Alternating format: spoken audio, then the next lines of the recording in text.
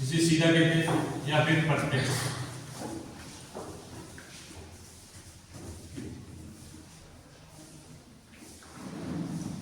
सीधा और प्रत्यक्ष समानुपाती। जैसे अगर हम उदाहरण लेते 1 केजी चीनी का मूल्य 40 रुपए, तो 2 केजी का कितना हो जाएगा 80 रुपए। तो जैसे जैसे यहाँ बार बढ़ रहा है वहां रुपयों की संख्या क्या बढ़ती जा रही है। तो ये क्या है सीधा। सीधा क्या है समानुपाती। इन दोनों के अगर इसका मान बढ़ेगा तो इसका भी बढ़ेगा, इसका घटेगा इसका भी घटेगा। तो ये सीधा प्रत्यक्ष, सीधा या प्रत्यक्ष समानुपात। तो इसे हम लिखते हैं देखो x1 into h2 बराबर y1 into y2। यानी पहली वस्तु बढ़ेगी तो y1 में और दूसरी वस्तु बढ़ेगी तो y2 में। ये अगर एक वस्तु का मूल्य बढ़ेगा दूसरी का बढ़ेगा, दूसरी बढ़ेगा तीसरी का, इसी प्रकार से कहते हैं सीधा प्रत्यक्ष समानुपात। इसे हम लिखते हैं x1 upon y1 और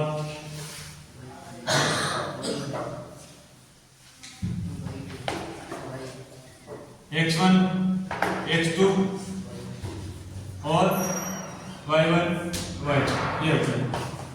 वैसे लिखेंगे इसे x1 y2 और x2 y1। यानी अगर x1 का मान बढ़ेगा तो x2 का बढ़ेगा और y2 का बढ़ेगा तो y1 का बढ़ेगा।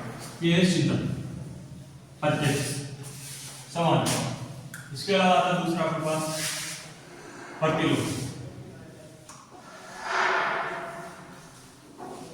समानुपात।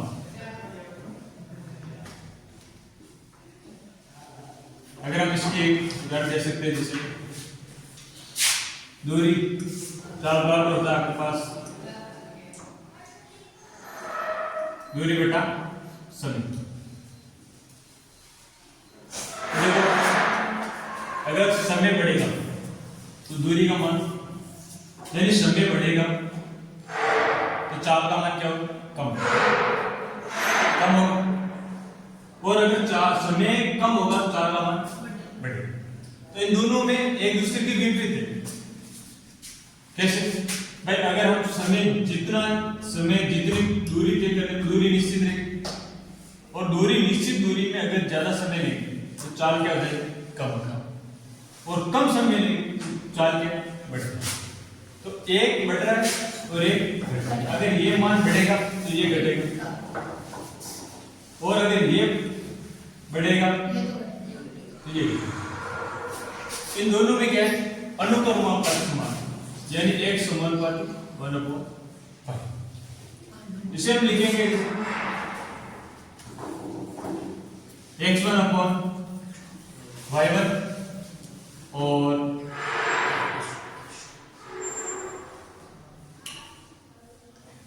y2 upon x2 upon y2 upon x2।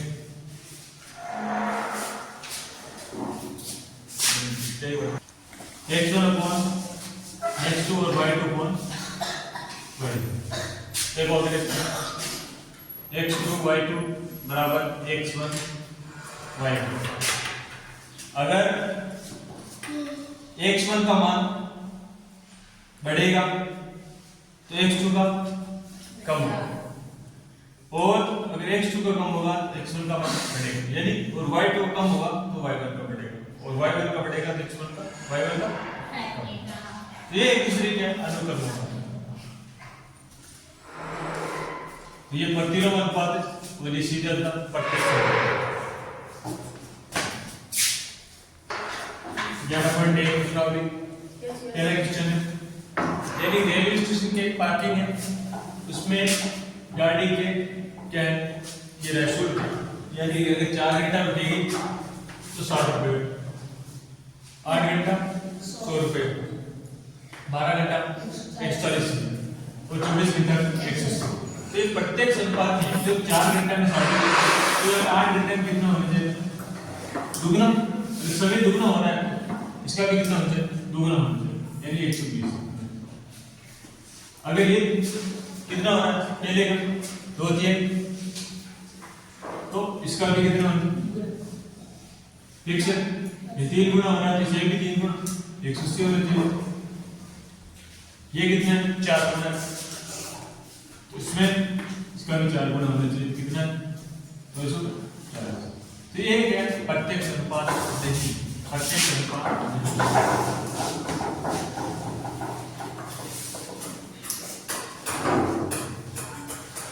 तो इसकी तुलना कैसे करते हैं 4/7,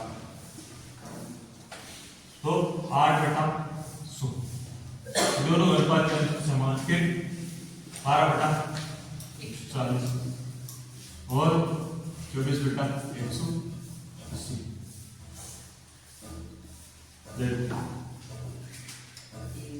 1/15 2/25 3/33 और यहाँ पर 6/43 और वापिस से इसको लेंगे 2/5। ये अनुपात है, समान अनुपात है नहीं, इसलिए क्या प्रत्यक्ष अनुपात नहीं।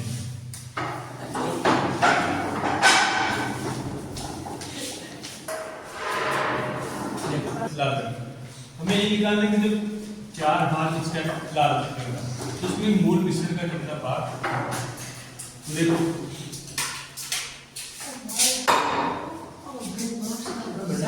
एक अनुपात सूत्र x1/y1 x2/y, ये हमारे x1 और ये y, तो यहाँ पे ये हो गया हमारे पास x1/y1 x2/y2, तो y2 का मान निकाल 1/8 बराबर 4/y, तो y2 निकालने के लिए वज्र गुणा करेंगे, तो y2 बराबर 4 × 8, यानी y2 का मान कितना आ गया 32। तो इसमें हमारे पास कितना होना चाहिए 32 भाग। अगर 4 भाग इसके लाल रंग के, तो मूल मिश्रण का 32 भाग।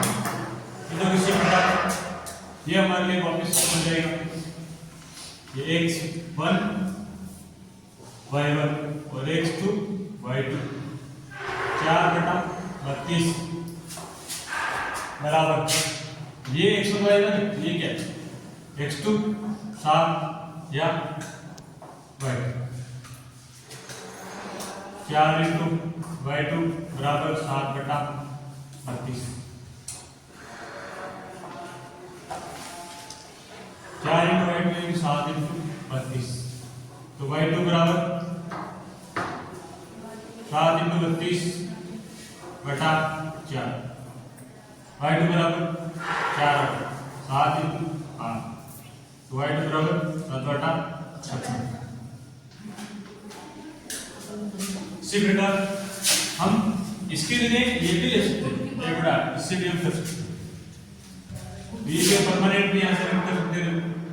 बस x1 x2 ये चेंज करते हैं, ये हमारे पास x1/y1, ये ले लेंगे वापस x1/y1, और ये हो गया हमारे पास x2/y2 x2/y2, x1 का मान कितना है हमारे पास 1, y1 का 8, x2 का मान 12, y2 का नीचे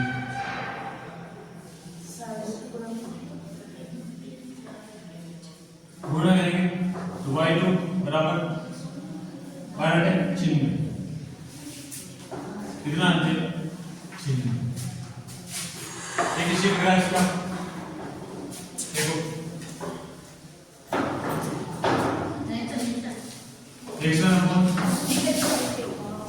y1 और x2 1/8 बराबर x2 का मान हमारे पास कितना है 20, 8 × 20 8 × 16,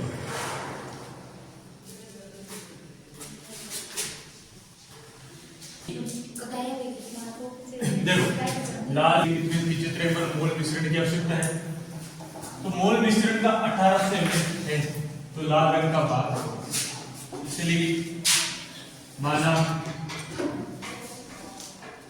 कि मूल माना कि लाल रंग का भाग हमारे पास, यानी ये है x1 y1, तो ये हमारे पास क्या है y2, x1 का मान क्या है, यहाँ पर x2 कितना है प्रश्न के अनुसार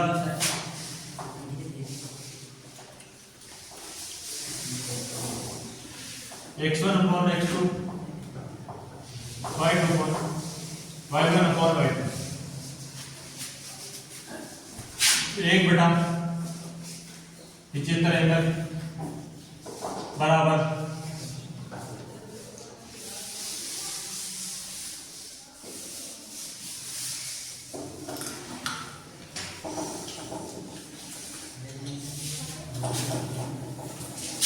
x1 upon y1 बराबर x2 upon y2, एक बटा 75 ml बराबर x2 का मान निकालना है और 1800 ml हमारे पास है, वह त्रिगुणा करेंगे x2 इंटू 75 ml बराबर 1800 ml, यहां से हो जाएगा हमारे पास x2 बराबर 1800 ml बटा 75,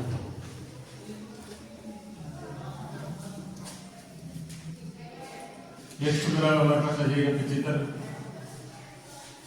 25 का भाग यहाँ पे अपने पास आएगा 3 बार, यहाँ 25 का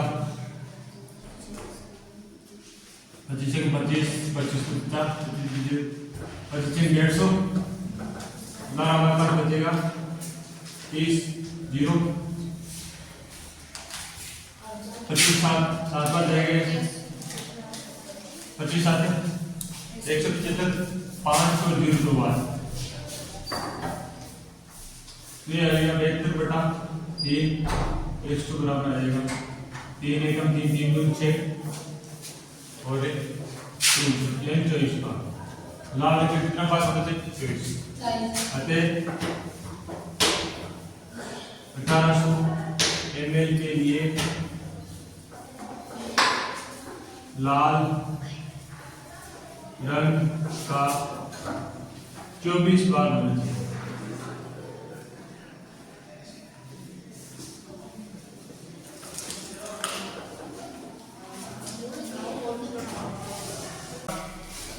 छह घंटे में 840 बोतलें भरती, देखो एक तरफ क्या समय, एक तरफ संख्या, ये समय, ये बोतलों की संख्या, वापिस 5 घंटे में कितनी बोतलें भरी, तो वापिस समय देने का, लेकिन इसी संख्या हमें निकालनी है, तो प्रश्नानुसार दो चीज की तुलना की हुई,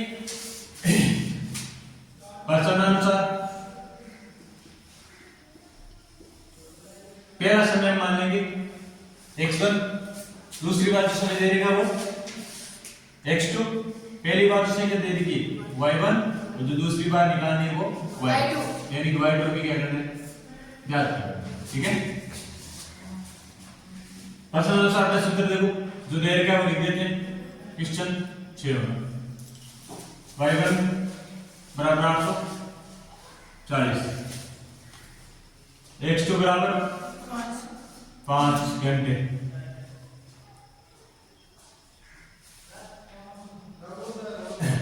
y2 बराबर ज्ञात करें, सूत्र क्या हमारे पास x1 अपन y1 और x2 अपन y2, अगर इसकी संख्या बढ़ेगी किसकी बढ़ेगी, इसकी बढ़ेगी किसकी बढ़ेगी, x1 का मान हमारे पास कितना है 6, y1 का मान, x2 का मान हमारे पास y2 में निकाल। ठीक है, क्या करेंगे वज्र गुणा इससे देखो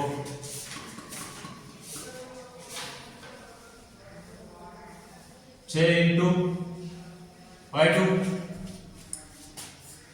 5 इंटू 48 5 इंटू 840 बटा 6 में गुणा या भाग, तो y2 बराबर 5 आ जाएगा। सीधा भाग कितने बार गया 12 बार, 12 मान के 600 बोल। अतः एक मशीन द्वारा 5 लीटर कितनी बोतल करेगी? अतः मशीन द्वारा 5 घंटे में भरी गई 14 बार जाए।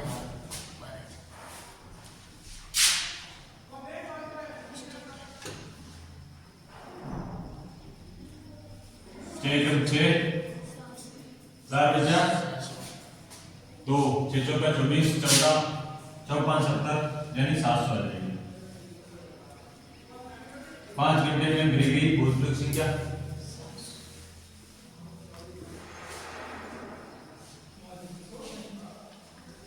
कितनी है?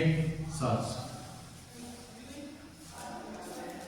ठीक है, आवर्तित करने पर लंबाई कितनी होती है? 5 सेंटीमीटर। ठीक है, तो यहाँ बैक्टीरिया रिएक्शन क्या है? 50,000 की हमारे पास बैक्टीरिया रिएक्शन, हम इसी के मान लेंगे x में। जो भी दो समान चीजें दे रखी होगी वो एक x1 होगी, दूसरी x2। तो यह 50,000 बने या 20,000 बना, ये हो गया हमारे पास x2। पहली लंबाई हमारी क्या बन जाएगी? y1। दूसरी हमारे पास y2 हमारे पास दे दी गई, क्या करनी निकालनी। ठीक है, प्रश्न के अनुसार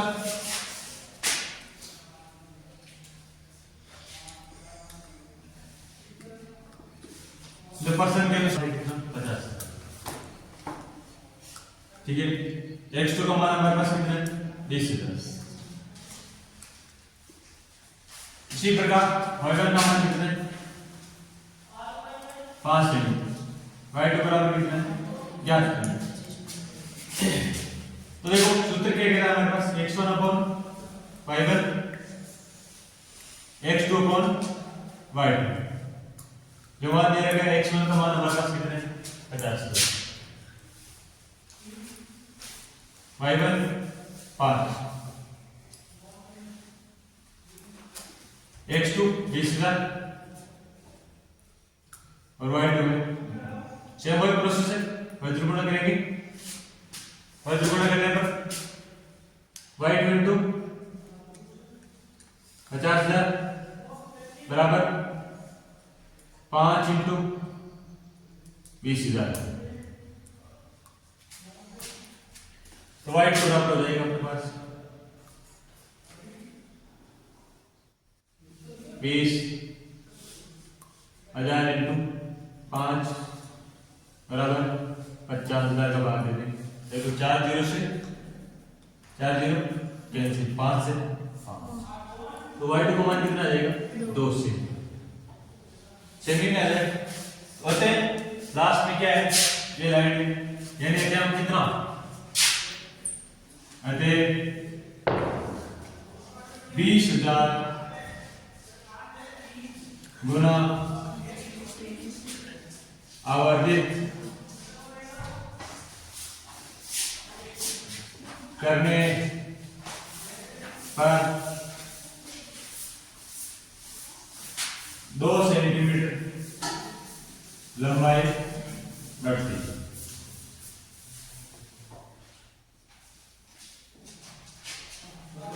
ठीक है,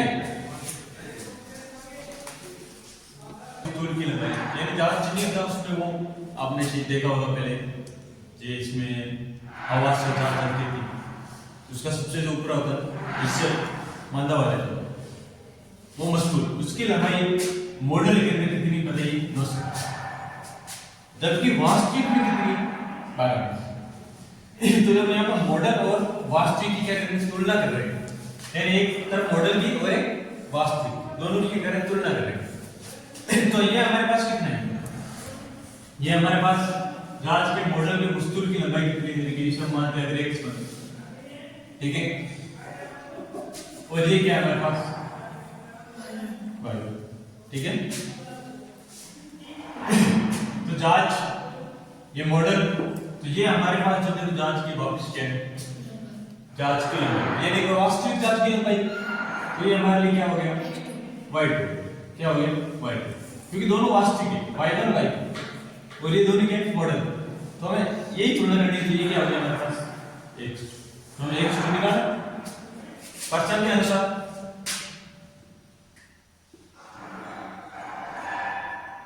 क्योंकि जो यहाँ पे हम जो तुलना कर रहे हैं वो कर रहे हैं एक तो मॉडल की, तो मॉडल की तुलना कर रहे हैं और एक वास्तविक, दोनों की तुलना कर रहे हैं। तो सूत्र सेम ही देता है, x1 y1 x2 y2। x1 का मान हमारे पास 2 सेमी और y1 का हमारे पास 12। इसी प्रकार x2 का मान कितना है ज्ञात करना है और y2 भी दे रखा है 28 मीटर, ठीक है। वो सेम वज्र गुणा करेंगे, वज्र गुणा किया क्या हो गया 9 सेमी इंटू 28 मीटर 12 मीटर, मान किसका निकालना x2, तो x2 बराबर देखो 2 का भाग 6 बार, ये 4 का देते हैं, 4 का भाग यहां से जाएगा 3 बार और यहाँ पे 4 का भाग 7 बार, 3 का भाग 3 बार। तो देखो मीटर से मीटर कैंसिल हो गया, तो क्या होता सेंटीमीटर, 7 3 21 सेंटीमीटर। तो मॉडल की लंबाई कितनी हो जाएगी